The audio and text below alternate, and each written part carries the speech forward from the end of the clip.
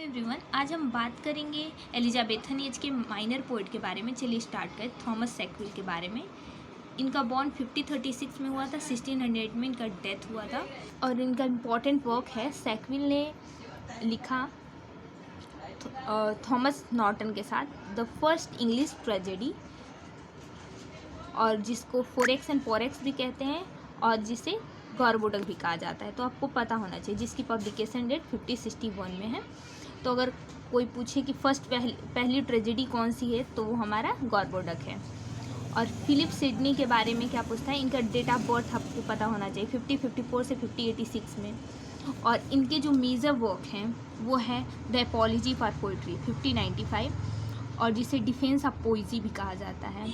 और इनके इस वर्क से इंस्पायर हुए थे पीबी शेली, जिन्होंने लिखा डिफेंस ऑफ पोइट्री लिखा है उन्होंने पीबी से। सेम टाइटल है, थोड़ा सा डिफ्रेंशिएट है, तो आपको वो भी पता होना चाहिए पीबी शेली के वर्क के बारे में और इनके भी, क्योंकि सिमिलर है और एग्जाम में पूछा भी जा चुका है।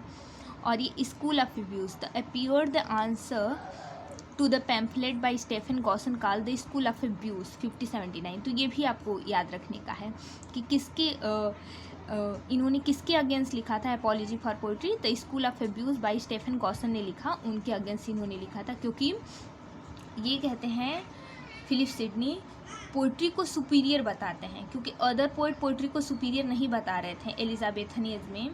मोस्टली पोएट जो है पोइट्री को सुपीरियर नहीं बताते हैं, लेकिन एलिजाबेथन एज में वैल्यू कम हो गई थी पोइट्री की।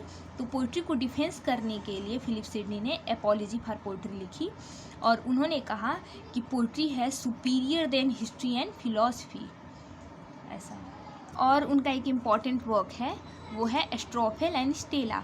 तो ये भी आप याद रखिए कि एक sonnet song, collection of song and sonnet है, जिसे इन्होंने एड्रेस किया है लेडी पेनिलोप को। तो ये आपको याद रखने का, ये भी इम्पॉर्टेंट इनका वर्क है, एग्जाम पॉइंट ऑफ व्यू से मोस्ट इम्पॉर्टेंट। फिर हम बात करेंगे जॉर्ज चैपमैन के बारे में। 5059 6034 इनका बॉर्न एंड डेथ टाइम है। तो इनके बारे में जान लेते हैं कि इनके कुछ इंपॉर्टेंट वर्क जैसे कि इन्होंने ट्रांसलेट किया था इलियड एंड ओडिसी को, चैपमैन ने, होमर के। तो ये भी आपको याद रखने का, इनके यही मेजर वर्क हैं सबसे मोस्ट इम्पॉर्टेंट, जो एग्ज़ाम में पूछे भी जाते हैं और पूछे भी जा चुके हैं। और चैपमैन ने मार्लो के वर्क, जो हीरो एंड लैंडर है इनका वर्क है, उसको इन्होंने कंप्लीट किया था, या फिनिश कह सकते हैं किया था।